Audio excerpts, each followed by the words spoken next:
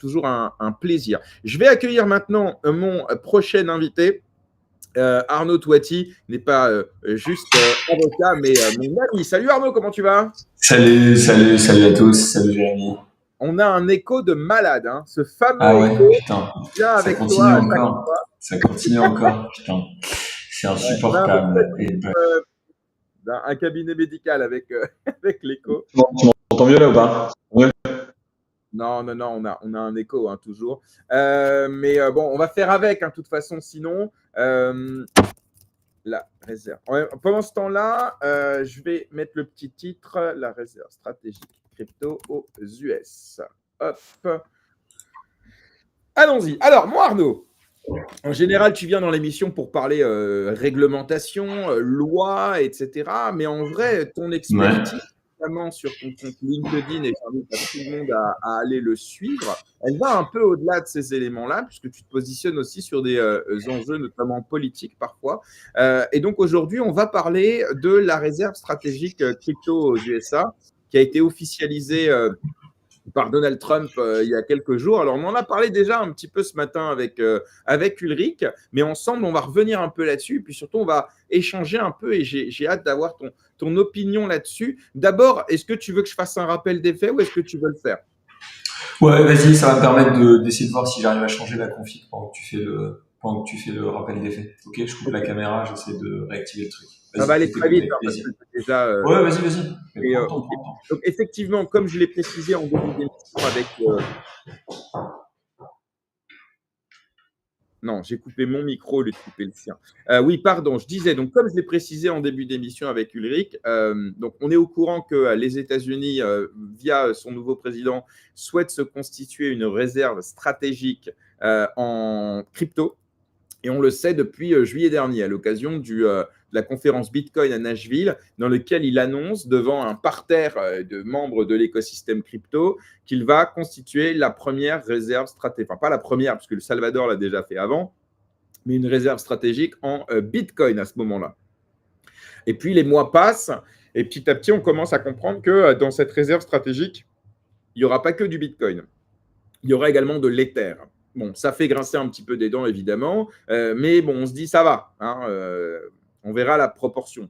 Et puis là, on a appris, donc il y a quelques jours, que dans cette réserve stratégique, il y aurait effectivement du Bitcoin, il y aura également de l'Ether, mais il y aura aussi 3 crypto-monnaies qui ont été ajoutées à la liste, le XRP de Ripple, le ADA de Cardano et le Sol de Solana.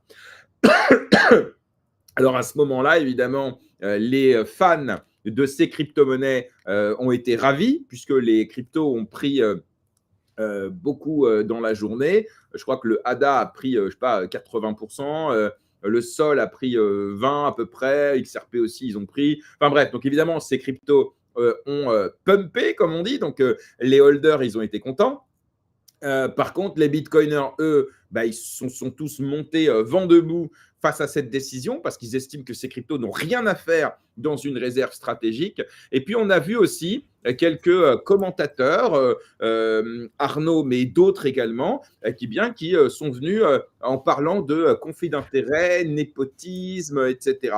Et c'est ça qu'on va essayer de discuter ensemble, challenger, pour essayer que vous fassiez votre avis là-dessus.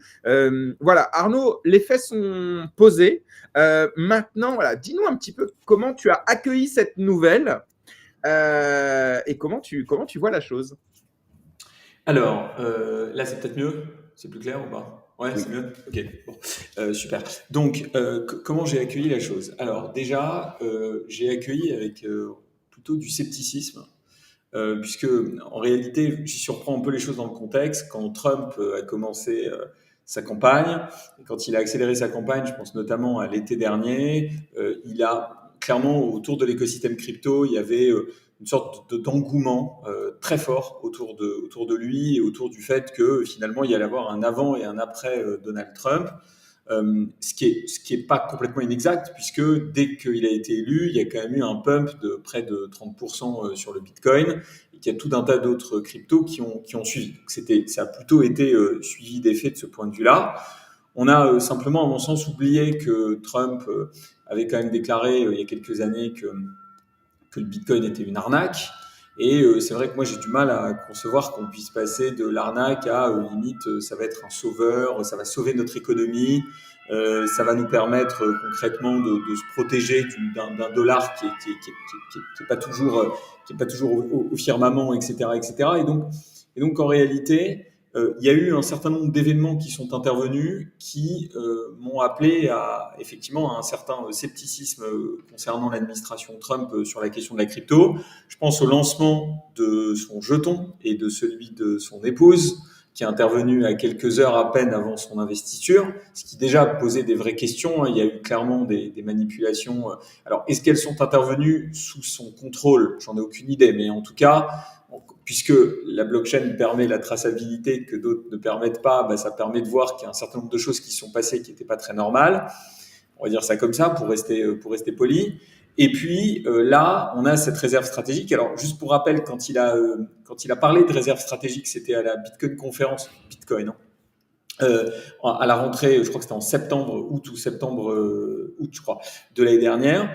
Donc, il s'agissait d'une réserve en Bitcoin, qui donc est devenue une réserve qui contient un certain nombre de cryptos qui sont des cryptos de sociétés privées. Voilà. Après, peu importe ce qu'on en pense, bien, pas bien, XRP, Solana, etc. Ce sont des sociétés privées dont certaines ont pu avoir des affinités avec lui, voire financer une partie de sa campagne électorale, ce qui évidemment pose des questions. À côté, on a son fils Eric, qui a quand même pas mal de fois au mois de février sur son Twitter a commencé à dire qu'il fallait acheter parce que en gros c'était vraiment à la baisse. Donc probablement savait-il, j'ai du mal à concevoir que ce soit pas le cas, qu'il allait avoir cette annonce qui allait être faite, donc qui a dû lui en tirer parti, probablement tout un tas de personnes autour de lui. Alors je sais pas si on est dans le domaine du procès d'intention ou on est juste dans quelque chose qui relève de la logique et de la cohérence par rapport à ce qui s'est passé.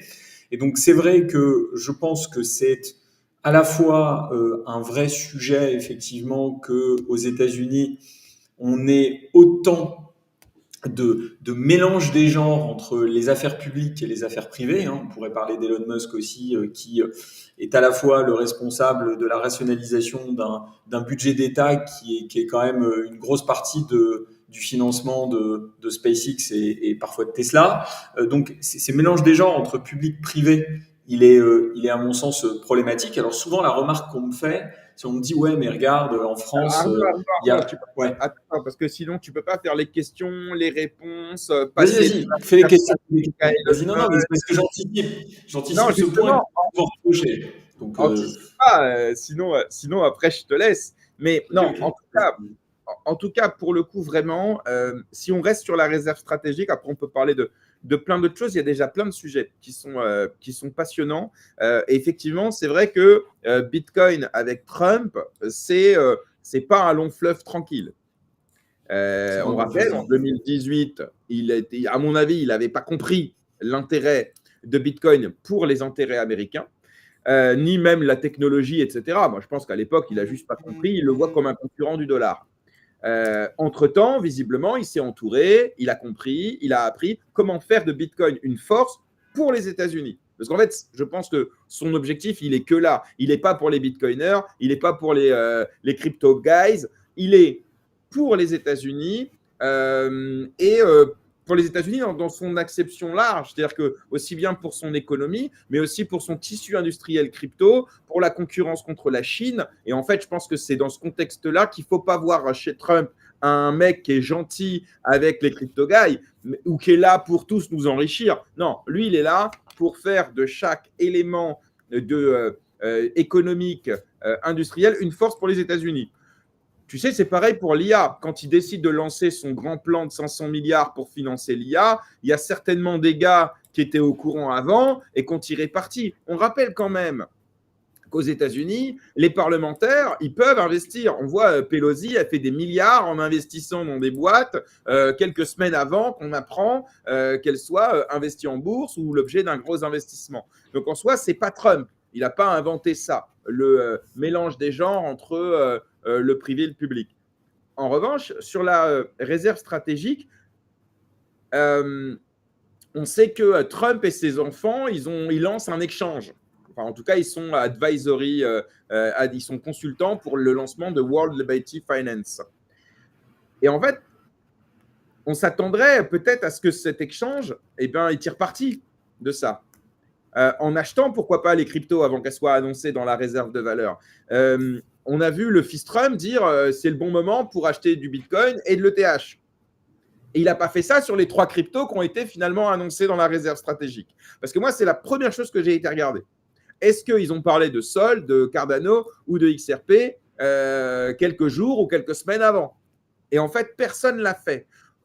Donc, ça, on va dire que ça compense un peu peut-être cette accusation de conflit d'intérêt, de népotisme. Qu'est-ce que tu en penses de ça? Oui et non, parce que c'est vrai qu'il n'a pas cité explicitement, parce que bon, il y a un moment, il est quand même au courant qu'il est il est sur clairement la corde raide, donc il va pas non plus, je pense qu'il est pas fou. Donc s'il avait clairement visé XRP, Solana, je pense que, enfin voilà, déjà ils se permettent de faire des choses que je trouve sont quand même très extrêmement contestables, ce qui n'enlève rien au fait que, parce que je te suis dans ce que tu dis. C'est pas, en fait, ma prise de position, c'est pas une prise de position anti-Trump. En fait, moi, je raisonne d'un point de vue purement juridique. Donc, est-ce que Pelosi, des démocrates, ont fait des choses qui sont juridiquement, ça je sais pas, mais en tout cas moralement condamnables? Je pense qu'il y a plein de sujets. Et à chaque fois qu'il y a un poste, on va toujours me rappeler que oui, mais les démocrates, oui, mais en France, Mistral, machin, oui, ok. Très bien, mais c'est pas parce que en fait et ça c'est un problème d'ailleurs plus général, je trouve dans notre société, c'est que c'est pas parce que tu pointes du doigt quelque chose qui te paraît pas être normal que pour autant ça veut dire que tu estimes que tout Là, le moi, reste va bien. c'est pas ce que je fais là, justement. Là, je Ah, prends. attends, j'y viens. Attends, j'y viens. Maintenant, pour répondre à ton point, oui, c'est vrai que effectivement, il ne vise pas spécifiquement XRP, Solana ou ADA, très bien, entendu. Pour autant, quand même, enfin, on voit sur son Twitter qu'il y a 3 tweets, je crois, au mois de février, où en gros il dit bah, il faut profiter, c'est maintenant, le cours est en baisse, enfin le cours est bas, il faut vraiment investir, etc. Machin. Manifestement, il Le a fils des de Trump, hein. informations. Là, le fils. Comment? Le fils. Bien sûr, on parle pas du père. Le père fait pas ça, mais enfin le père il lance un jeton à son effigie Non. à quelques Hamilton, heures on en a de. déjà parlé. Effectivement, il n'était pas président. Non, mais il faut rappeler aussi, il n'était Ouais, pas enfin président. là t'es sacrément de mauvaise foi parce que non mais t'es sacrément de mauvaise foi. Bien sûr il était pas président au sens Eh oui, littéral du terme, mais enfin il était. Je te rappelle qu'il avait été élu, donc on sait que c'est une période un peu bizarre qui intervient aux États-Unis et qui n'existe pas dans les pays européens comme la France. Mais pour autant, il agissait déjà comme un président, il recevait déjà les leaders de ce monde comme un président, et donc ce qu'il a fait est absolument invraisemblable. Donc je en crois fait, pas, ce qui mais se passe, c'est qu'il se cache même pas. C'est-à-dire, c'est ça, c'est plus c'est gros, plus ça passe. C'est fait de manière ultra ostensible. Et là où ça me gêne, c'est que ça a un impact sur les cours de manière directe. Et en fait, il joue dessus. C'est-à-dire qu'à chaque fois qu'il annonce un truc, boum, ça pump. Puis après, ça dump. Je ne sais plus qui, dans un tweet, a dit pump and Trump. Voilà. Ou l'inverse d'ailleurs. C'est-à-dire qu'on est dans un système où en fait, il joue là-dessus. J'ajoute, pour aller encore plus loin, que effectivement, dans la réserve stratégique, on ne sait pas quelle sera la proportion entre Bitcoin et Ether et le reste. Moi, je pense que le reste n'avait rien à faire ici. On peut débattre sur le sujet. Donc, si ça se trouve, ça va être 95% de Bitcoin, 4% d'Ether et 1% du reste. J'en sais rien. Peut-être. Il n'en reste pas moins que ça pose difficulté. Et surtout, moi, je me dis, qui nous dit qu'il va pas nous mettre un peu de ses jetons? Qui nous le disent? bon, en fait, c'est ça On... qui m'intéresse, Arnaud, Oui. quand je discute avec toi ou avec n'importe qui d'ailleurs, c'est de faire la part des choses entre les procès d'intention, Oui. les hypothèses et les faits.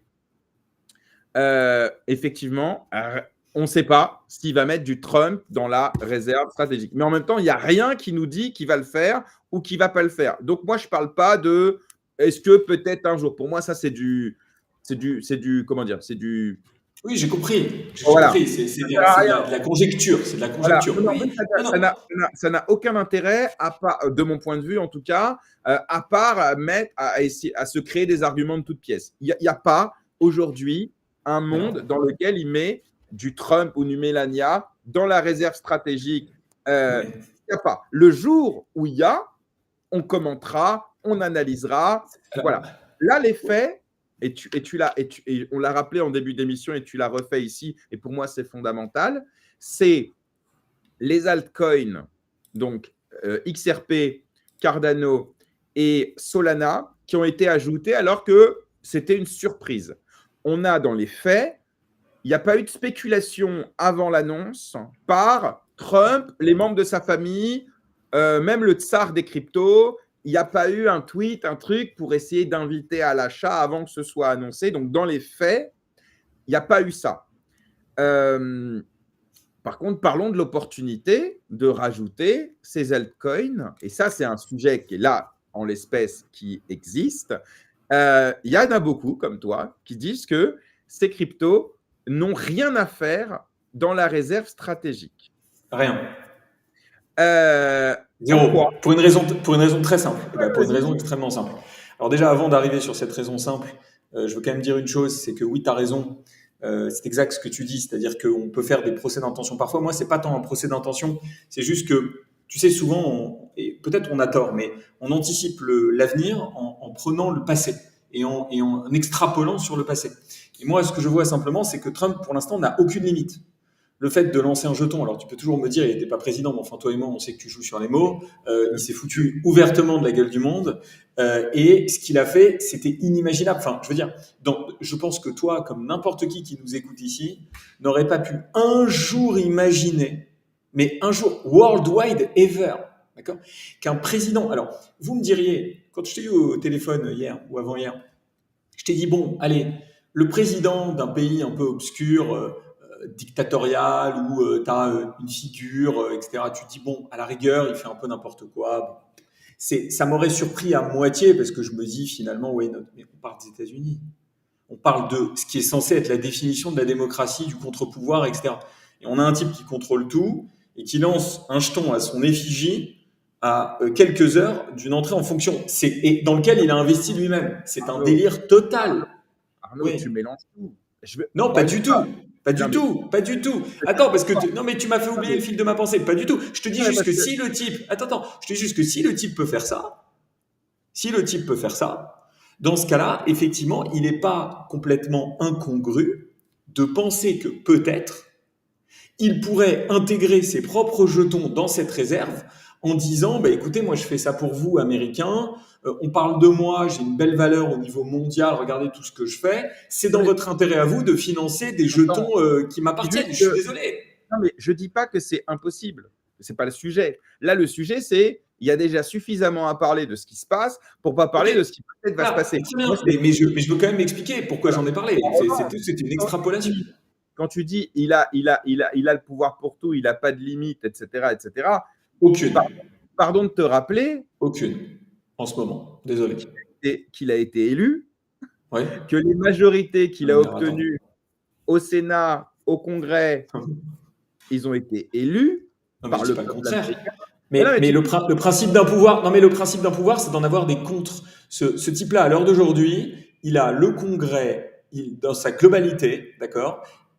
Attends, parce que juste, on va aller au bout de la chose, on peut débattre, il n'y a pas de problème. Hein.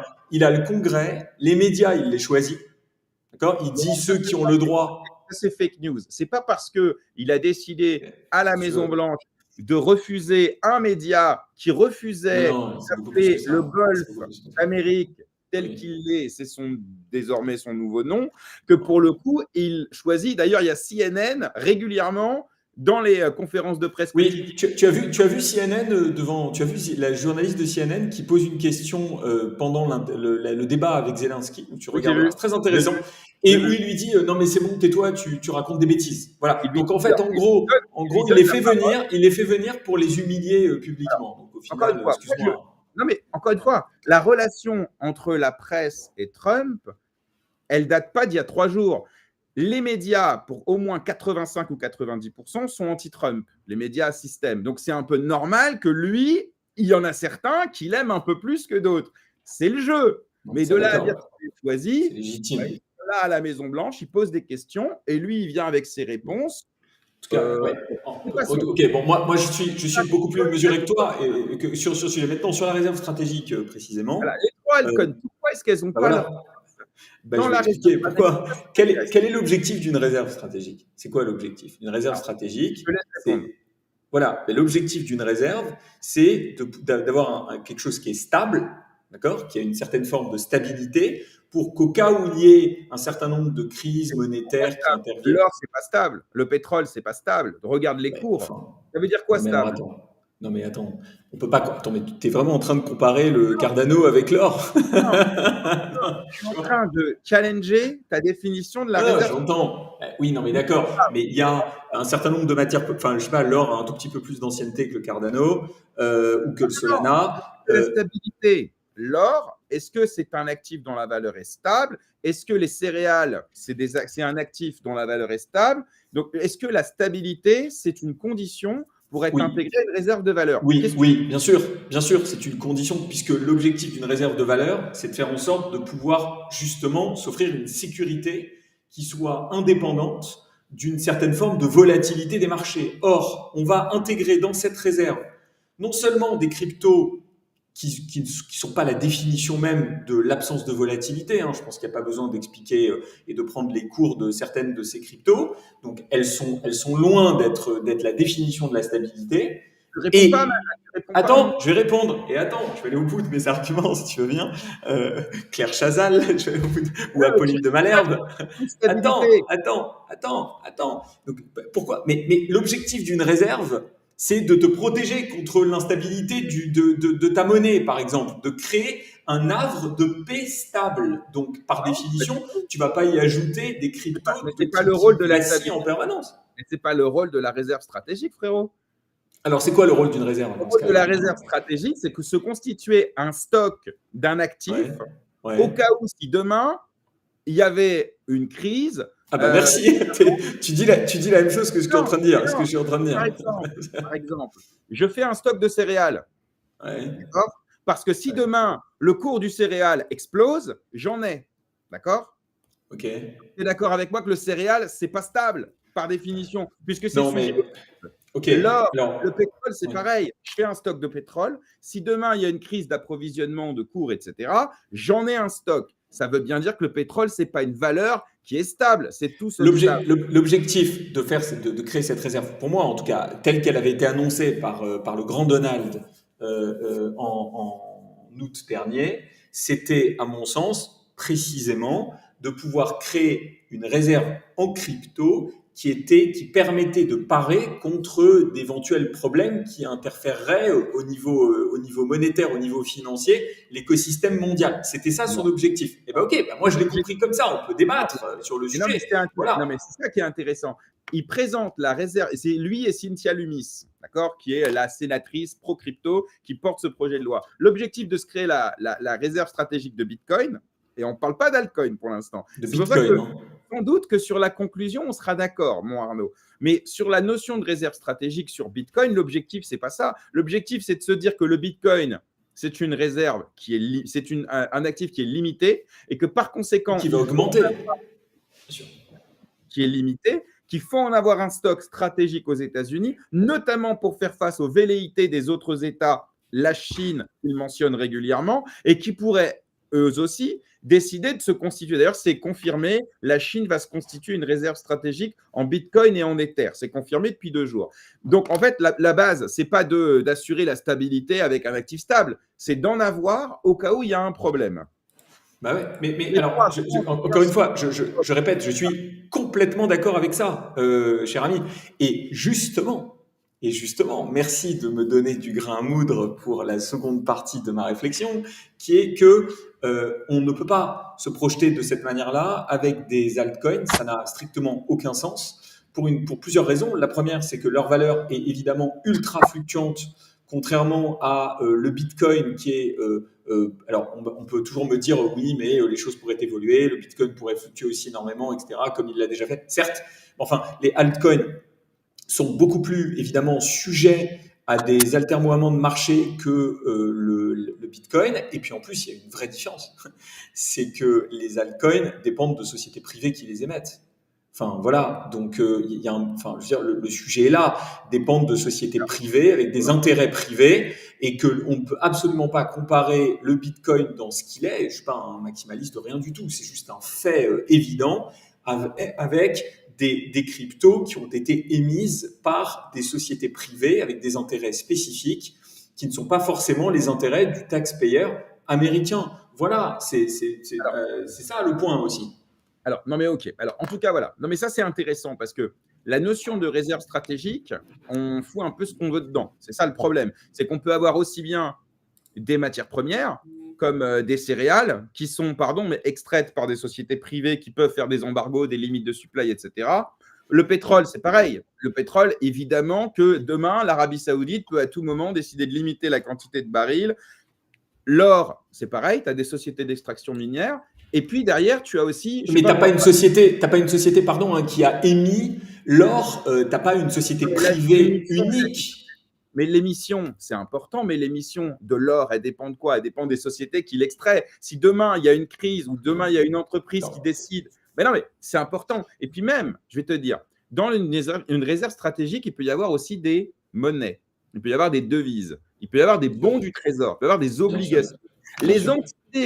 Les entités qui sont à l'origine de ces devises, ce sont des entités qui ne sont pas des entreprises, mais qui sont des États et qui peuvent à tout moment.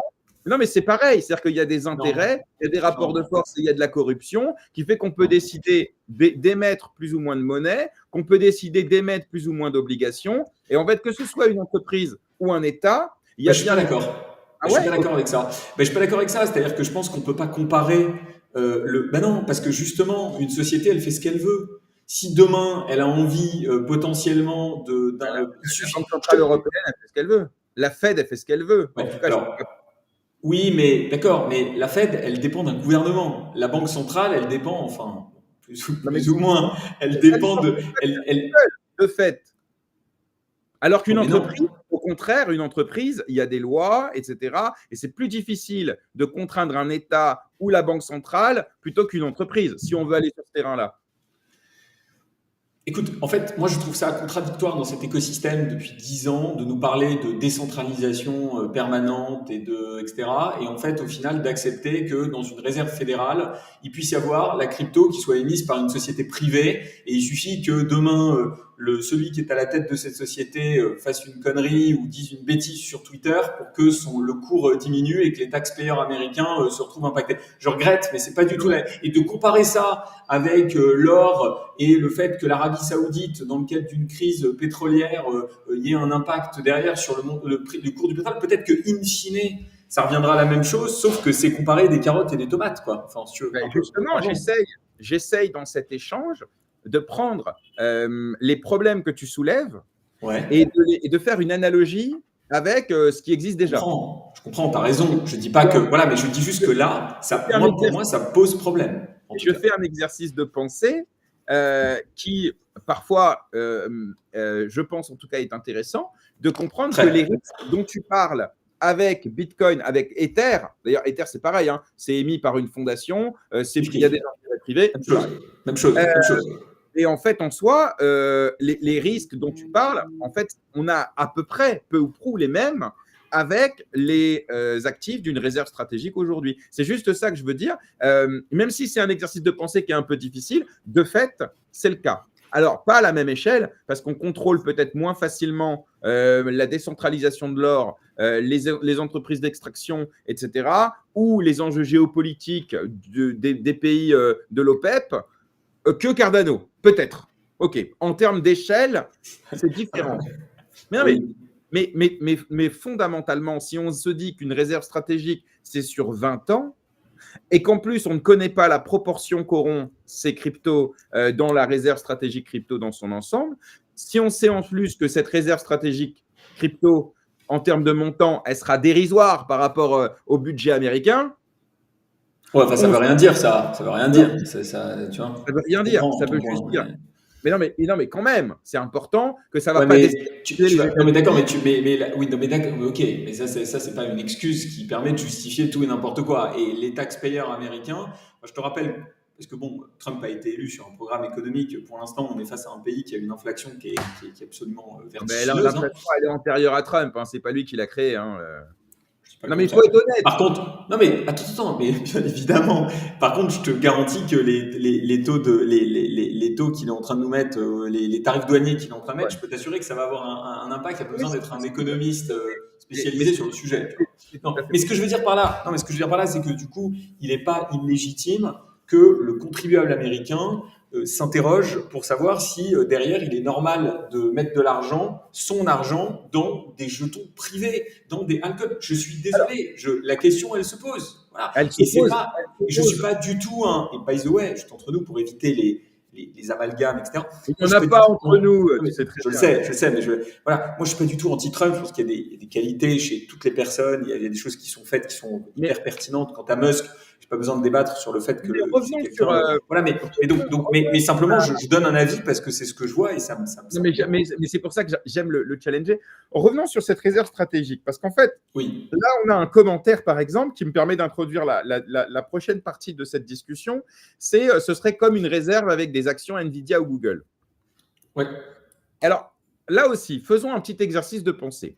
Si la réserve stratégique, elle est là pour constituer un stock d'un actif qui demain pourrait arriver à manquer et qui serait intéressant d'en avoir au cas où. Parce qu'en gros, très vulgairement, c'est l'objectif d'une réserve stratégique. Ok.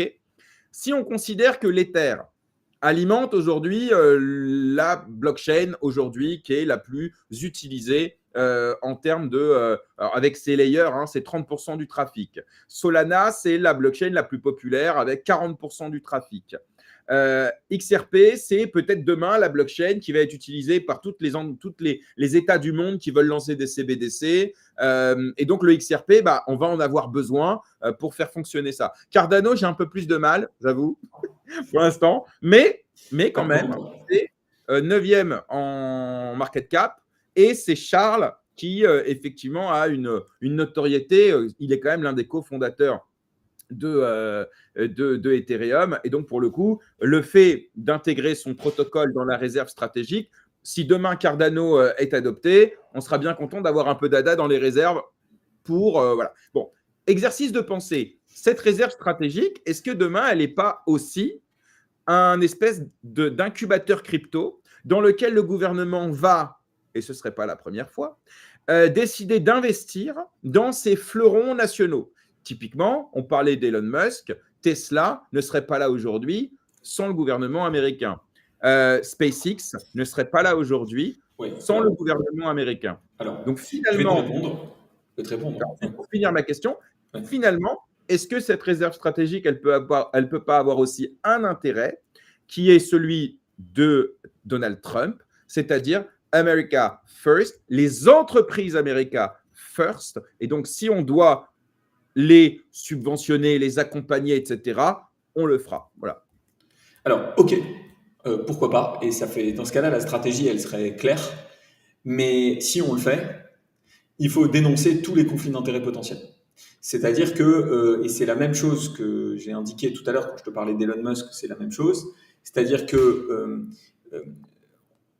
comment dire ça si on, par exemple, demain, on prévoit une réserve fédérale qui va investir dans Tesla, ce qui, moi, me choquerait pas, Nvidia, Google, d'ailleurs, j'ai failli en parler dans mon post, mais il était déjà suffisamment complet pour dire que pourquoi pas les actions américaines, enfin, je veux dire, why not, d'une certaine manière. Oui. Dans ce cas-là, oui, mais d'accord. Oui, mais non. Enfin, oui et non. C'est-à-dire que dans ce cas-là, il faut s'assurer qu'il n'y ait pas de conflit d'intérêts potentiel. Parce que comment veux-tu faire comprendre à un taxpayer américain, à un contribuable américain, que en réalité, Elon Musk, qui fait partie du gouvernement des États-Unis, va d'une certaine façon à la fois être jugé parti, puisqu'il sera à la fois celui qui fera partie de l'équipe gouvernementale, et en même temps, il bénéficiera de la réserve à titre privé. Il y a forcément des questions en termes de morale qui se posent, même si juridiquement, peut-être qu'il n'y a pas de problématique juridique en droit américain, il y a des questions qui se posent. Si Trump arrive et dit, écoutez, voilà, moi je veux faire une réserve avec du Bitcoin et avec des valeurs américaines, et je m'engage à ce qu'il n'y ait aucun intérêt qui, de manière proche de moi, en tout cas, et dans mon gouvernement, en tire un avantage. Ce que tu as dit sur Pelosi est un scandale. Ça ne devrait pas arriver, ces choses-là, en fait. À ce moment-là, j'ai envie de te dire pourquoi pas. J'ai envie de te dire pourquoi pas. Mais le problème, c'est quoi? C'est que tu ne sais jamais si c'est l'intérêt public ou l'intérêt privé qui va primer dans la prise de tes décisions. Et c'est à ce moment-là que, en fait, tu rentres dans la logique du conflit d'intérêts. Tu vois ce que je veux dire ou pas? Et donc, on lui en fera systématiquement le procès. Donc, ce qui est passé sur Pelosi, c'est pour ça que je dis qu'il n'y a rien de politique dans ce que je dis, parce que c'est tout aussi scandaleux. C'est peut-être même encore pire, parce que finalement, elle le faisait de manière cachée. Alors que lui, au moins Trump, oui, lui au moins Trump, j'ai envie de te dire, il se cache pas. C'est sa qualité, tu vois, d'une certaine manière, dans l'histoire. Non, mais c'est ça, c'est-à-dire que, bon, Pelosi, pour rappeler, hein, c'est une sénatrice, d'accord, et au Sénat, en fait, ils accordent des subventions, ils sont voilà. C'est la directrice d'une chambre, non? Elle dirige une chambre, hein, je crois. Ouais, Elle dirige la chambre des représentants, non? C'est pas ça? Ou elle ouais. dirigeait? Un truc comme ça. En tout cas, Je c'est crois. une politicienne démocrate bien connue Oui, qui c'est ça, c'est ça. a un wallet en actions qui est massif et qui s'est fait un peu remarquer parce que en général, elle achète des actions d'une petite boîte et on apprend quelques semaines après qu'elle a fait l'objet soit d'une entrée en bourse, soit d'un gros investissement. Et en fait, Pas de commentaire. C'est sur hallucinant. la question s'est posée sur l'opportunité des personnalités politiques, et particulièrement de premier plan comme celle-ci, sur leur droit d'investir justement pour éviter ces conflits d'intérêts. La question aux États-Unis, elle a été tranchée. Elle a le droit. Il n'y a pas de problème. Il y a une liberté aux États-Unis qui fait que tu as le droit d'investir sans aucun problème. Après, le conflit d'intérêts, comme dans n'importe quel pays, il est évidemment réglementé. Mais là, ce n'est pas du conflit d'intérêts. Potentiellement, c'est du délit d'initié.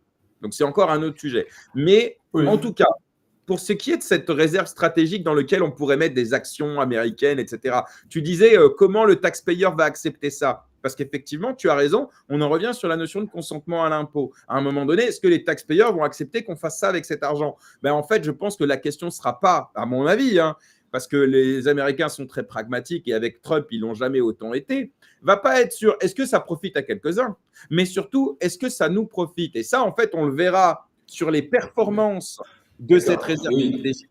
Mais non, mais c'est cynique ce que je te dis, mais il faut être pragmatique. C'est vrai, c'est vrai. Je te rejoins. De la réserve stratégique, si cette réserve stratégique, elle arrive à terme parce qu'elle a pris de la valeur, parce que le choix des supports ont été bien choisis en termes de valorisation, j'entends. Si ça permet derrière de renforcer les États-Unis sur les marchés de capitaux, dans le remboursement de la dette. Enfin, ils n'auront pas besoin de ça, ils n'auront pas besoin de ce fonds-là pour. Enfin, tu vois, je pense que d'ailleurs tu l'as dit toi-même, c'est en réalité peanuts, c'est toi-même qui l'as dit. C'est peanuts dans ce que représentent les États-Unis au global. Donc, je suis pas certain qu'ils en sentent les effets, tu vois. Enfin. Et je pense que c'est un tout, et notamment sur le marché crypto, si demain il va là où on pense qu'il va aller, le fait d'avoir constitué un stock de plusieurs centaines de milliards, voire davantage, on ne sait pas où ça peut aller, de crypto, entre guillemets, prometteuses, et particulièrement si elles sont émises par des entreprises américaines, moi je pense que ce n'est pas complètement déconnant. Là encore, j'attends la pondération finale, parce que si je vois qu'il y a 50% de ADA, là je me dis c'est chaud. Non mais ce sera jamais le cas évidemment. Non mais il n'est pas bête, il n'est pas idiot. Il est même encore une fois, et c'est pour ça que je suis pas stupide. Il est bien plus intelligent qu'on ne le croit. Je vais même te dire un truc. Les externalités positives vont être largement supérieures aux risques dont tu parles et aux externalités négatives en termes de volatilité. Pourquoi? Tu dois le savoir, tu es un des plus grands avocats tech de la place à Paris. Arrête. Si, les gens doivent savoir. Je n'ai jamais vu autant d'entreprises qui veulent aller aux États-Unis. Des blockchains, des protocoles, DeFi, des entreprises, de la tech, IA, crypto, tout cela, ils veulent aller là-bas parce que les opportunités sont là-bas, parce que la réglementation est plus favorable, etc. Et maintenant, t'imagines n'importe quel projet crypto qui se dit potentiellement, si je suis domicilié aux États-Unis, si j'ai mon activité aux États-Unis, si j'arrive à faire les bons relais, peut-être que ma crypto va intégrer la réserve stratégique des États-Unis. Ne serait-ce que ce rêve, qui peut-être n'arrivera jamais pour 99% de ceux-là, mais c'est la ruée vers l'or, entre guillemets, aux États-Unis. Non, mais alors oui, à voir si ça a un impact, à voir. On le voit, moi, par exemple, je suis proche d'une blockchain qui s'appelle Multiversix, d'accord, qui a tout essayé pendant des années en Europe et qui, en fait, se rend compte qu'il n'y a aucun débouché Alors, ils ont leur tort aussi, hein, c'est pas le sujet. Mais en tout cas, ils ont essayé, il n'y a pas de débouché, la réglementation, c'est une catastrophe, il n'y a pas de marché, bref, tout ça. Ben là, ça fait 6 mois qu'ils sont en train de tout faire pour aller se domicilier aux États-Unis, pour vivre le rêve américain. Ils vont réussir, ils vont pas réussir, c'est un autre sujet. Mais en tout cas, cette appétence pour le pays, donc le SAM, il est réel, il est immédiat. Ouais. Non, non, ça je suis d'accord. Maintenant, ça c'est une évidence, ça fait plusieurs mois déjà et je pense que c'est difficile de le contester. Je pense qu'on y reviendra un peu à ça, mais bon, on Et verra. ça, le Ça, voilà. taxpayer, il le voit. Hein. Oui, non, non, d'accord. Ouais. Ok, ouais, non, très bien.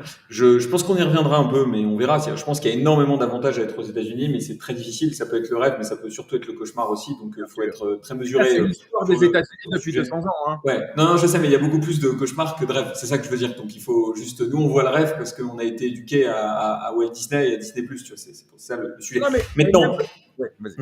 Ouais, Vas-y. maintenant, pour reprendre ton point, ce que tu disais, ça va avoir beaucoup plus d'impact positif que négatif. Moi, je suis pas sûr de ça. Je pense l'inverse, mais on verra et j'espère me tromper. C'est pas être oiseau de mauvais augure que de dire que si demain, bon déjà, ça sent le soufre quand même cette histoire, quoi qu'on en dise. Ces mélanges effectivement de inside trading parce que clairement on a vu qu'il y en a qui ont profité d'acheter du Solana et ou du XRP à peine quelques heures avant l'annonce. Donc il y a eu des gens qui manifestement ont été informés vu les quantités qui ont été achetées. Comment? T'as vu ça, toi? Moi, j'ai vu Ouais, le ouais, lot ouais, sur j'ai vu ça, Bitcoin. j'ai vu ça. En tout cas, j'ai un de mes commentaires sur LinkedIn qui a clairement montré, je t'enverrai le screen, c'était assez frappant. En soi, Après, s'il n'a pas été trafiqué, je suis pas allé vérifier, enfin, tu vois, voilà, mais je ça sais avait qu'il y a l'air. eu un long massif qui a été fait sur Bitcoin et Ethereum quelques heures avant, mais Ouais. visiblement, celui-là, là, il n'était même pas au courant. Parce que honnêtement, Bitcoin et ETH sont beaucoup moins pump Oui.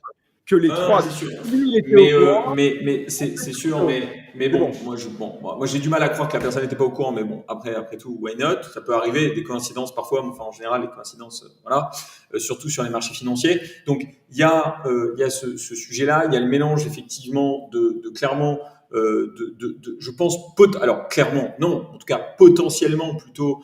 On pourrait considérer que d'un certain point de vue, il pourrait y avoir de la manipulation. Je parle notamment quand on a les tweets, quand on a... Bon, bref, il y a quand même des sujets qui se passent par rapport à ça. Népotisme, bon, voilà, on parle de son fils, on parle d'un certain nombre de personnes qui sont proches et qui visiblement, effectivement, gravitent autour de cet écosystème et qui bénéficient aussi des informations et de tout ce qui s'y passe derrière. Et puis, on parle de conflit d'intérêts parce que même si, encore une fois, d'un point de vue juridique, c'est pas forcément contestable, enfin, c'est pas forcément répréhensible. Moralement, en tout cas, ça pose de vrais sujets. Et donc, moi, ma crainte numéro 1 dans tout ça, c'est le Bitcoin. C'est-à-dire, c'est de s'assurer que, en fait, tout ça ne fasse pas pchit à un moment et qu'en réalité, le Bitcoin soit entaché. Parce que je rappelle que le Bitcoin et cet écosystème crypto, enfin, je veux dire, on va pas se mentir, il y a une adoption qui se fait de plus en plus importante, mais à côté de ça, il y a encore beaucoup de gens qui n'adoptent pas ou qui adoptent, on va dire, à reculons, simplement parce que on va se dire les choses ici, on est entre initiés, mais on est quand même dans l'écosystème du scandale.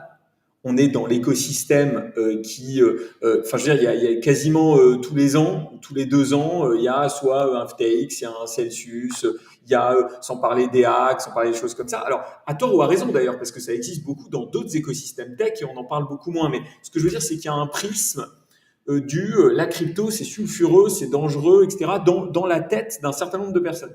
Et en fait, moi, la crainte que j'ai, qui est ma crainte numéro 1, c'est qu'en fait, Trump, pour des raisons à la fois, effectivement, America First, qui sont dans sa logique depuis très longtemps, donc ça, elles sont explicables, et à la fois pour son propre intérêt personnel, parce que je pense que l'intérêt de ses proches ruisselle, son intérêt personnel ruisselle sur l'intérêt de ses proches, je pense que derrière, le Bitcoin, en fait, pourrait, si demain tout ça explosait, en subir les conséquences. On va être clair, hein, là, on part pour 4 ans de Trump. Alors, lui dit qu'il veut se représenter sur un 3e mandat. Je pense que c'est compliqué. La réalité, c'est que si, c'est ce qu'il dit, hein, il dit plusieurs fois qu'il voudrait faire un 3e mandat. T'as pas vu ça? Si, il a dit, je t'assure. Ah, si, il a dit à plusieurs reprises. Constitutionnellement, c'est pas possible. Il peut pas, oui, mais il voudrait changer la Constitution. C'est ce qui t'explique. Bref, peu importe. Whatever. Mais mon point, c'est quoi? C'est que si dans 4 ans, il y a un renversement d'administration, je pense qu'il va y avoir un peu comme ce qui est en train de se passer maintenant, il va y avoir un retour du bâton extrêmement fort et il y a probablement beaucoup de choses qui vont être faites Et moi, ma crainte, même si ça n'arrive pas avant les 4 ans, bah, c'est qu'en réalité, tout ça fasse pchit à un moment et que ce soit la crypto au sens général et le Bitcoin notamment, qui en réalité subissent les conséquences réputationnelles notamment d'un potentiel scandale qui pourrait intervenir parce que on voit qu'il y a tous les critères sulfureux pour que demain ça puisse poser des difficultés. Ouais. Voilà, c'est tout. Moi, On verra. Peut-être que ce ne sera pas le cas et tant mieux. non, non, mais je vois ces arguments, je les entends. Et pour moi, il y a des limites à ça. Je vais te donner mon avis, mais je n'ai pas du tout préparé le truc. Vraiment, mais ça me fait réagir à plein d'égards. D'abord, la réputation sulfureuse de Bitcoin, en gros, La crypto, pardon, de la crypto en général, excuse-moi, pas de Bitcoin. J'ai dit pardon. Bitcoin, je pense, c'est le moins sulfureux de tous, d'ailleurs. C'est le plus dans la tête des gens. J'ai parlé de Bitcoin. Pourquoi? Parce qu'en fait, Bitcoin est sulfureux depuis son premier bloc.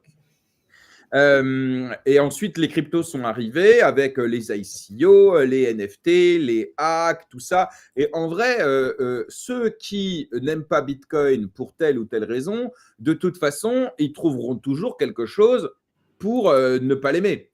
Que ce soit avec ou sans Trump, je ne suis pas sûr que ça renforce la haine ou les préjugés. Je pense qu'il n'y a pas besoin de ça. À l'inverse, quand on voit l'adoption des cryptos et la notoriété des cryptos, donc le fait de le connaître, le fait de l'adopter et le fait d'en avoir un sentiment positif, ces trois éléments-là n'ont jamais été aussi élevés qu'aujourd'hui. De fait, puisqu'il y a de plus en plus de personnes qui l'adoptent, on le voit, hein, le nombre de détenteurs, l'activité, la notoriété, même la légitimité des cryptos, puisqu'on a de plus en plus de gouvernements, de pays, d'entreprises qui font de Bitcoin une réserve de valeur et demain, sans doute, des cryptos également pour certaines d'entre elles. Donc, en vrai, même s'il écorche un peu, tu vois, genre l'image de marque de Bitcoin ou des cryptos, après FTX, Luna, les ICO, etc., personne n'a réussi à l'écorcher parce que, in fine, sur le temps long, en fait, c'est positif. Donc, c'est pour ça que moi, pour moi, je suis vraiment, vraiment beaucoup plus mesuré que toi. C'est-à-dire que, enfin, mais je pense pas parce que, en fait, moi, je pense le contraire. C'est-à-dire que, en fait, je pense que, enfin, le contraire, pas exactement le contraire, j'exagère, mais je serais beaucoup, beaucoup plus nuancé que toi parce que, tu sais, on dit souvent que la bonne réputation, tu l'as fait avec le temps, mais la mauvaise réputation, tu la détruis en une heure. Et en fait, le problème d'une mauvaise réputation, c'est que derrière, il est très difficile de se relever. Il est très difficile à un moment de pivoter, de vraiment changer, etc. Ça prend des années pour pouvoir récupérer ça. Et en fait, moi, mon sujet, c'est ouais, mais vraiment. Non, mais factuellement, ce que tu dis est vrai, par exemple, pour une entreprise, mais pour un écosystème, factuellement, après tout ce qu'a vécu l'écosystème crypto depuis 2009. Ouais, mais je pense que on vit, je pense, dans une bulle d'une certaine manière où on se rend pas forcément compte de ce que et ça veut pas dire qu'ils disent vrai, loin de là, mais de ce qui se dit autour de cet écosystème de manière générale. Je pense que c'est intéressant de l'entendre aussi. Je le vois, Et ça. en fait, Trump. Je le vois. Mais encore une fois, factuellement, que ce soit dans les pays émergents, que ce soit dans les pays occidentaux, etc., factuellement, en dépit de toutes les frasques de cet écosystème, l'adoption, la notoriété et l'image de marque n'ont jamais été aussi bonnes. C'est pas moi qui le dis. Je suis moyennement d'accord avec ça. C'est-à-dire que moi, je suis moyennement d'accord avec ça et je vais expliquer pourquoi. C'est-à-dire que c'est pas parce qu'il y a de plus en plus de gens qui détiennent du Bitcoin que pour autant, ça veut dire que l'image de marque est toujours aussi bonne. Tu parles de gens, des NFT par exemple, tu parles à certaines personnes de NFT, il y en a 95% qui vont dire que c'est du scam.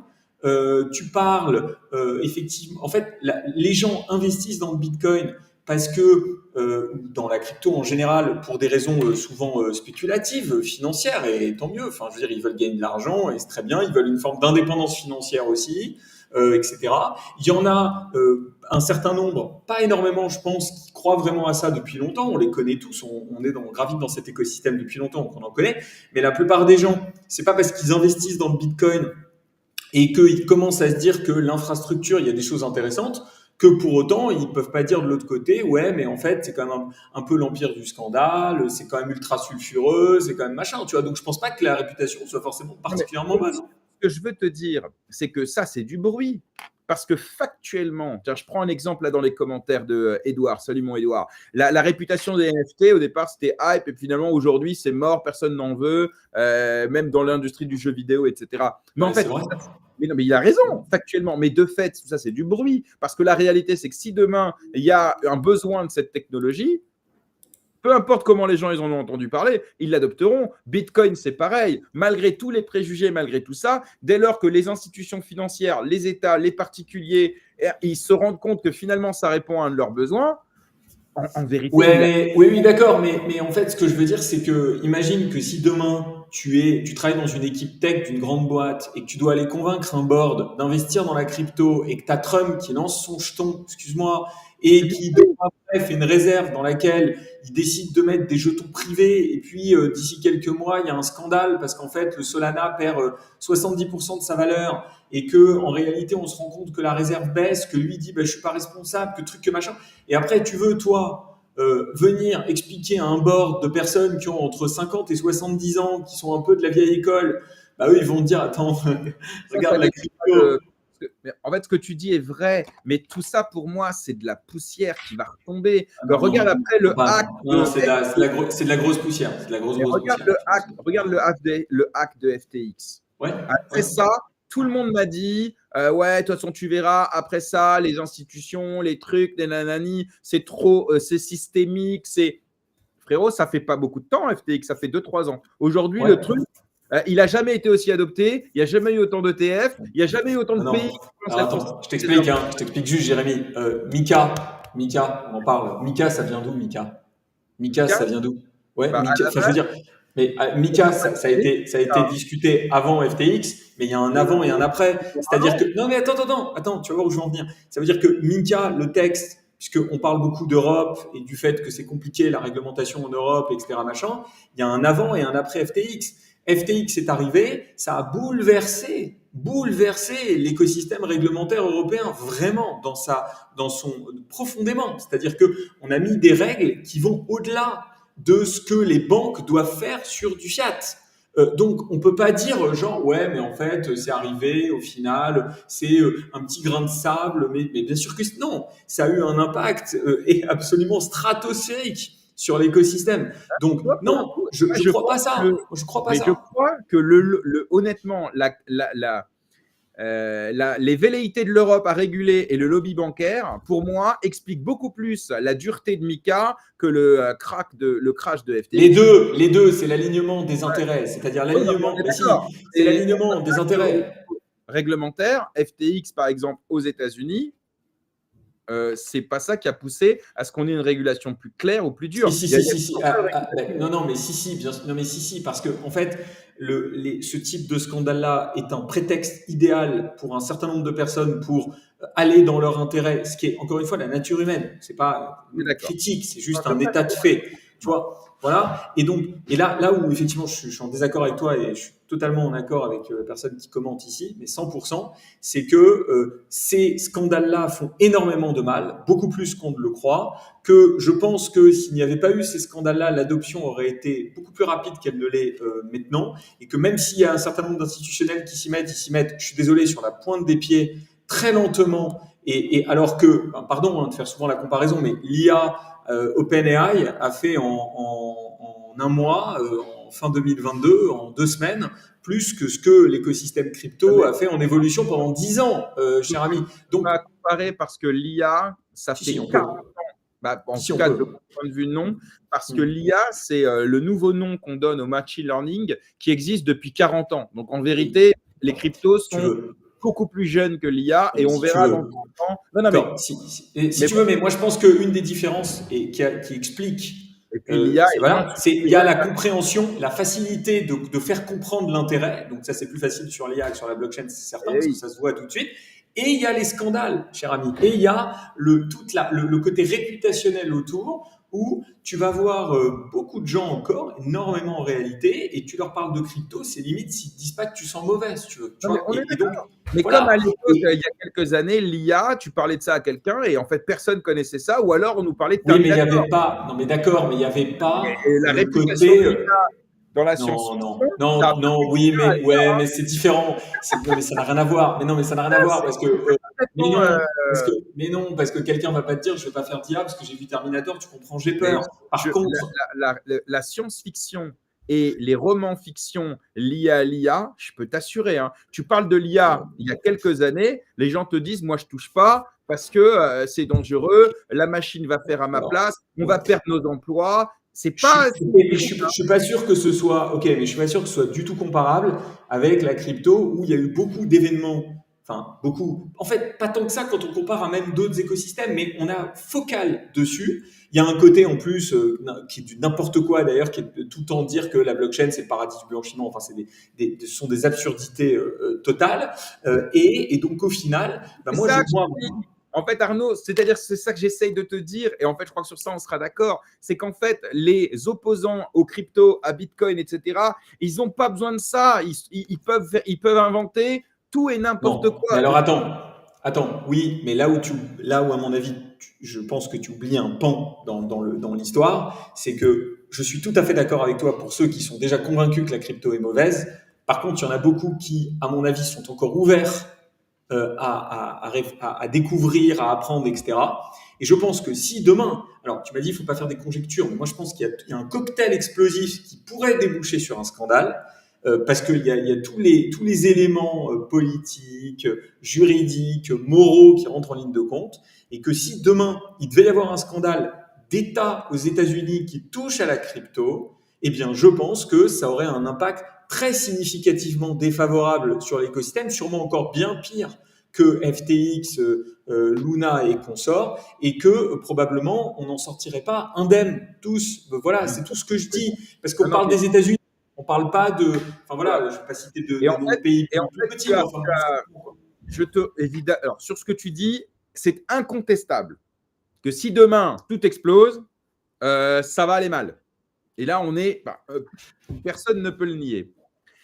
Pour autant, là encore, c'est comme n'importe quelle révolution. Je veux dire, quand on a commencé à mettre des moyens pour développer l'arme nucléaire, on savait très bien que si un jour ça exploserait, ce serait quand même mal pour tout le monde, tu vois.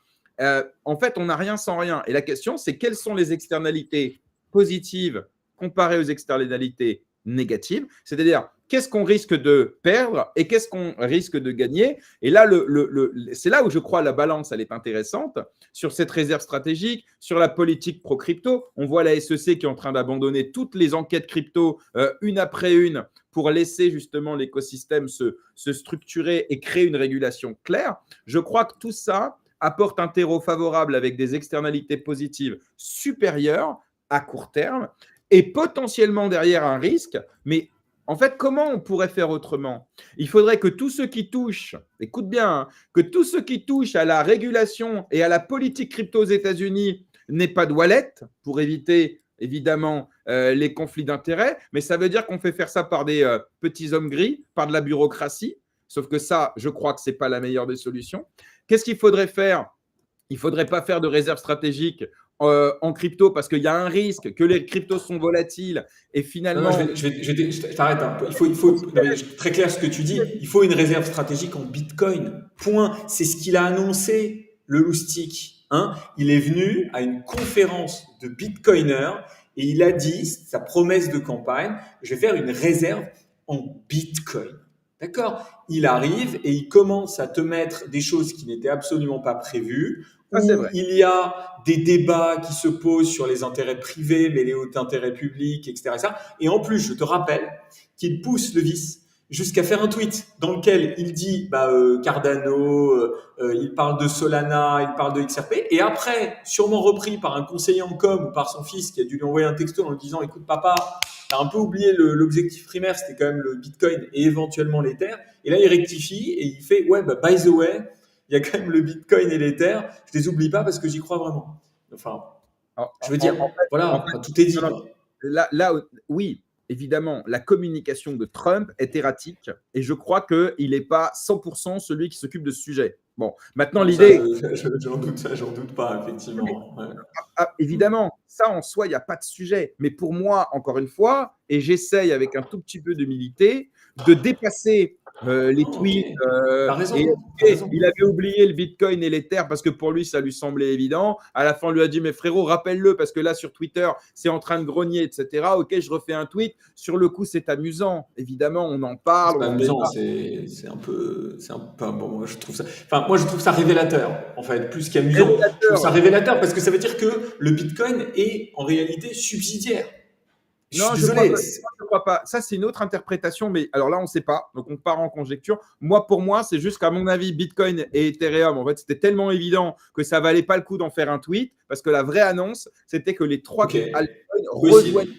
les deux premières Tu as possiblement raison, qui avaient été c'est très annoncées. maladroit, c'est très maladroit comme manière Non, de. Enfin, mais on est. on parle non mais on parle du président On des parle de. États-Unis d'Amérique. Arnaud, Tu vois. on parle C'est quand de, même extraordinaire. on parle de Twitter d'abord. Et on parle de Trump.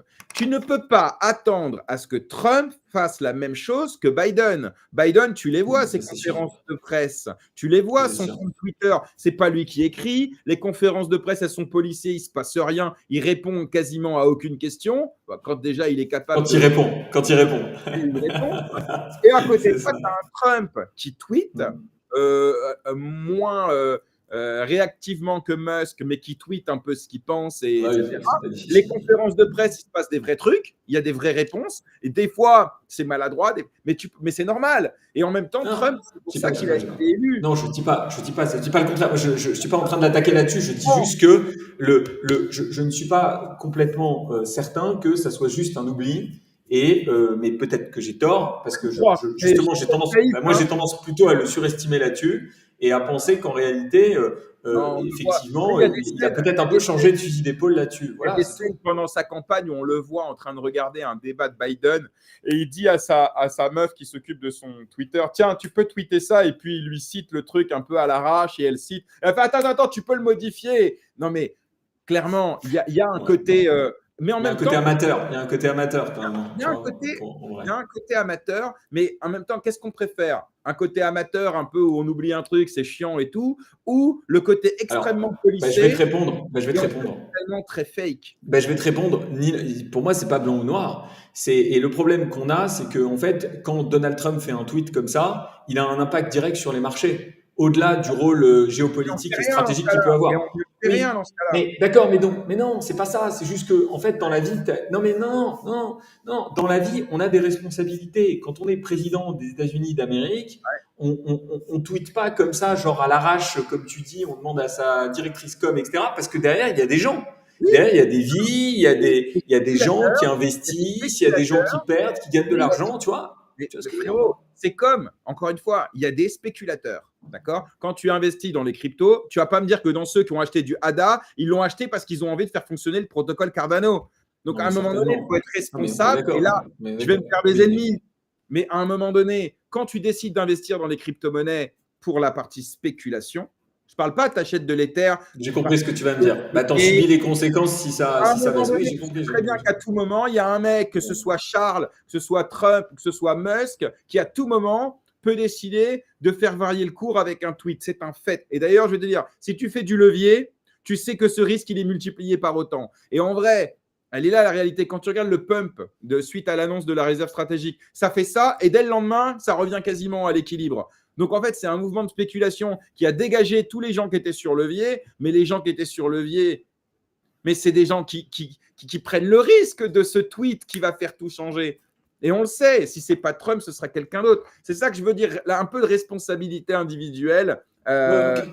Mais bon, Ça, je suis plutôt d'accord avec toi dans une pardon, certaine mesure, mais je suis plutôt d'accord avec dernier toi. sujet, mon chéri, si tu as encore un petit peu de temps. Parlons de la Vas-y. continuité de l'État, c'est fondamental et tu en as parlé tout à l'heure. Tu disais, si demain Trump, il a 4 ans devant lui, en vrai, il a peut-être que 2 ans, parce qu'avec les élections de mid-term, il peut perdre la majorité dans une des deux chambres, et derrière, son pouvoir sera évidemment plus limité. Faut compter qu'il est relativement âgé aussi, hein. Ouais, je lui souhaite pas de Tu mal vois, du tout, mais t'as dit il est quoi? relativement âgé aussi, par ailleurs. Rappelons-le quand même.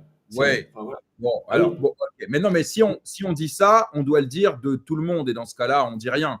Biden aussi était. Voilà. Mais je veux dire, la Ça, notion. je te confirme que Biden, Non, mais la preuve, il est pas mort, difficulté, le pauvre. il est pas mort, il n'a pas été empêché, malgré son Il était inefficience. pas loin, il était pas loin. Un an de plus, ça tenait pas, je pense. Mais bon, bref, mais ok, ok. Bon, Un an de en tous plus, il les tenait cas, pas. mais Un an de plus, bon, il tenait pas. Mais ok. là aussi, voilà. Hmm. Parlons de ce qui existe, si tu veux bien. Oui, bien sûr, bien sûr, bien sûr. Avec les mi-termes, ça c'est sûr. Avec une élection Ouais. de mi-mandat, ça c'est sûr. Avec le risque, évidemment, de perdre une des deux chambres. Ça existe. Ça se fait C'est d'ailleurs probable d'ailleurs. pas sûr, Quand on attention. connaît, quand on connaît l'histoire des États-Unis, c'est pas, oui, j'ai Et pas dit que c'était certain, j'ai dit que non, c'était non, mais probable. Parce que voilà. alors, c'est pas si probable quand tu regardes sa cote de popularité, quand tu sais qu'il n'y a pas beaucoup de présidents qui ont réussi à perdre et regagner jusqu'après. Donc, il a déjà cassé les stats. Mais passons, il y a ce risque-là. C'est vrai. Parlons de la continuité. Par exemple, lié à la réserve stratégique, parce que c'est le sujet de base.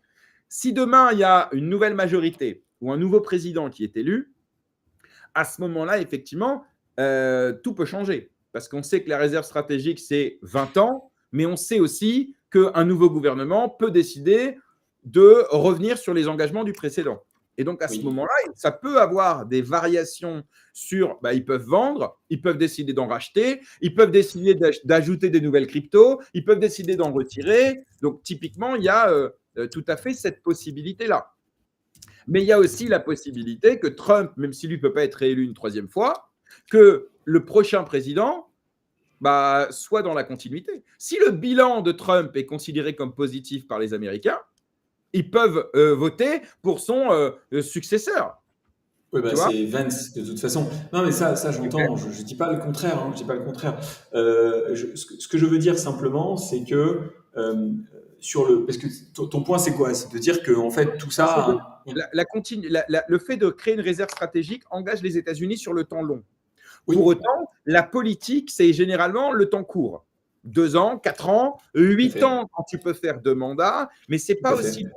Mais en même temps, et ça, c'est un argument que tu as évoqué juste avant, c'est pour ça que je voudrais rebondir là-dessus. En fait, ça vaut pour toutes les décisions politiques d'un président aux États-Unis et en France et dans le monde. Donc, en fait, en quoi c'est différent? Non, alors moi je disais pas que c'était différent. Je disais simplement que il y avait la possibilité, parce que on voit bien que enfin on voit bien. On a l'impression en tout cas aux États-Unis qu'il y a une telle détestation entre les deux camps démocrates et républicains. Je suis pas un expert en politique américaine, mais je vois les choses, je pense comme tout le monde, et donc on a l'impression qu'en fait ils organisent des chasses aux sorcières réciproques à chaque fois qu'il y en a un qui prend le pouvoir. Donc là, Trump arrive, il chasse tout le monde et il commence à enquêter un peu sur tous les démocrates et sur tout ce qui a été fait qui, selon lui, n'a pas été fait correctement. Il est vraisemblable et probable que si Trump ne se représentait pas une troisième fois et ne modifiait pas la Constitution comme il semble le souhaiter, ou que J.D. Vance, non mais je suis d'accord, ça me paraît très illusoire, mais bon, beaucoup de choses nous paraissaient illusoires, encore une fois, il y a quelques mois, et on les a vues. Donc, mais que Vance, par exemple, se présente et que finalement il soit défait, et que ce soit un démocrate qui soit élu, ça paraît pas à ce moment-là impossible. On fait de la politique fiction, mais ça paraît pas du tout impossible qu'à ce moment-là, la chasse aux sorcières se passe de manière inverse et qu'on cherche en réalité a posteriori à Trump un certain nombre de poux dans les cheveux, et notamment. Comment? Comme ça a été, mais en fait, en soi, comme c'était le cas en 2000, absolument, quand Biden est arrivé. Quand ils l'ont attaqué sur 1000 sujets, certains d'ailleurs des vrais sujets, d'autres des sujets beaucoup plus politiques, mais en soi, c'est pas normal. Enfin, c'est bien, c'est sain d'ailleurs, non? Ouais. Moi, je dis pas que c'est pas sain. Je dis que c'est sain. Je trouve que c'est plutôt sain. Enfin, du moment que c'est pas fait dans l'optique d'une vendetta politique, mais que c'est basé sur de vrais arguments juridiques, ce qui est toujours le même sujet. Mais non, mon point, c'est quoi? C'est de se dire qu'à ce moment-là, si on se rend compte a posteriori que cette réserve, c'était copain et coquin, et que ça permettait à un certain nombre de personnes dans l'entourage de Trump de se faire de l'argent sur le dos des contribuables américains, je ne fais pas un procès d'intention. Je dis dans l'hypothèse où on se rendait compte que c'était ça, voilà. Même partiellement, même qu'en réalité, ça a bénéficié aux contribuables parce que lui a fait gagner de l'argent, ça a fait en sorte qu'il y ait cette réserve, mais que son entourage et lui en ont tiré un bénéfice personnel. je pense qu'effectivement, ça pourrait générer un scandale qui pourrait du coup ruisseler sur l'intégralité de cet écosystème qui n'en a pas besoin. Voilà, c'est ça mon point. Non, mais Voilà. j'entends. Donc, à En fait, voir. c'est que non, mais dans tous les cas, ce sont des risques qui existent et qui, pour moi, sont inhérents à l'action. C'est-à-dire que de mon point de vue, en tout cas, je demande à être contredit, mais tu ne peux pas faire autrement. Tu es obligé, dès lors que tu instaures une réglementation sur un écosystème donné, tu es obligé de t'entourer de personnes qui sont dans cet écosystème. Sauf Oui, mais si tu c'est veux pas ce que faire... je dis. Hein. Non, mais sauf si tu veux faire comme en Europe, où ils ont décidé, en gros, de réguler sans les acteurs. Alors, je trace à gros traits. Avec les banques, en tout cas au moins, avec les établissements bancaires. Et finalement, qu'au final, il y a aussi bien des conflits d'intérêts, mais dans l'autre sens. Donc, en vrai, je pense qu'on n'a rien sans rien. Je pense que c'est un risque, c'est un mal nécessaire. En revanche, une chose est sûre, de mon point de vue, c'est que même si demain, il doit y avoir une enquête, etc., en fait, ce qui est fait est fait. Il y aura eu, pour la première fois, en tout cas pas la première, pour la deuxième fois, eh bien, la plus grande économie mondiale qui a créé une réserve stratégique en crypto. Et peut-être qu'il sera suivi par d'autres économies, d'autres États qui vont faire pareil et qui petit à petit vont instaurer dans l'esprit des gens, en dépit des scandales, en dépit de tout ce que tu vas dire, que finalement, les cryptos, d'une, ça existe. D'autre part, c'est utilisé par les plus grandes institutions mondiales et que peut-être que ça peut être une réserve de valeur face aux limites de la monnaie fiat. Moi, je suis peut-être optimiste, mais je me dis qu'in fine, les externalités positives dépasseront les négatives. On verra. Je suis relativement sceptique là-dessus, mais j'espère que tu auras raison. Tu as bien noté que le relativement était même pondéré. Je suis très sceptique là-dessus. Mais non, Je pense que ça. Voilà. Mais tu reviendras en tout cas. On en reparlera. J'espère bien, mon ami. Arnaud, bien, avec plaisir. c'était hyper intéressant. J'espère que ça a permis à celles et ceux qui nous écoutent de challenger un petit peu ce qu'ils lisent, ce qu'ils voient et ce qu'ils entendent et de se faire leur propre opinion. En tout cas, c'était l'objectif de cette séquence. Merci Arnaud d'avoir pris le temps. Merci beaucoup de m'avoir invité. C'était un plaisir, comme toujours. Merci beaucoup. Et ben voilà, cette émission est terminée. Arnaud, je vais te libérer, comme ça je t'embête pas avec la conclusion. Et puis je te dis à très vite. À très vite. Merci beaucoup. Salut à tous. Ciao. Merci. Bye. Cette émission est terminée. Merci à toutes celles et ceux qui l'avaient suivi. J'espère que ça vous a plu dans les accords, dans les désaccords, dans les arguments. Et l'objectif de cette émission, c'est que vous vous fassiez votre opinion, ni plus ni moins. Merci à tous ceux qui ont participé dans les commentaires. Si vous n'êtes pas encore abonné, n'oubliez pas de vous abonner sur la chaîne YouTube, sur Twitch, sur mon compte Twitter aussi, puisqu'on est en direct sur Twitter systématiquement à chaque émission. Je vous rappelle également qu'on se retrouve demain pour une émission spéciale dédiée à l'écosystème Multiversix. On va parler notamment de la sortie du Hush qui a fait couler beaucoup d'encre puisqu'il y a eu quelques petits problèmes. Mais avant ça, je vous retrouve aujourd'hui, j'allais oublier, je vous retrouve à 18h heure française pour un AMA avec le CEO de Atom, donc Ahmed. On va passer 1 heure, 1 heure et demie ensemble pour essayer de tout comprendre sur le Hush, qu'est-ce qui s'est passé, pourquoi est-ce que ça a bugué, les problèmes de gaz, les problèmes de blocs, les problèmes de DPEG aussi sur le stablecoin. Donc voilà, pour ceux que ça parle ici, on se retrouve à 18h. Et puis sinon, je vous donne rendez-vous, ça c'est très important, c'est rare. Vendredi matin, je reçois Jean-Jacques Kiskater, qui est un des plus grands cryptographes du monde, qui a travaillé avec tous les pères fondateurs, disons, de Bitcoin. Il est même cité dans le white paper de Satoshi Nakamoto de Bitcoin. Il sera là avec moi de 10h à 11h30 vendredi matin pour parler avec lui de l'actualité. Évidemment, on va parler de son parcours. C'est un monsieur qui a un certain âge et qui a surtout une très longue expérience. Donc, on va apprendre énormément. Il est déjà passé dans l'émission et c'est un plaisir de le recevoir vendredi matin pour parler de tout ça et apprendre un petit peu de son expérience. Encore merci à tous. Je vous souhaite une excellente journée. Et puis, je vous dis donc à tout à l'heure pour l'AMA avec Atom et demain matin pour une émission spéciale Multiversix avec mon ami Arnaud, comme d'habitude.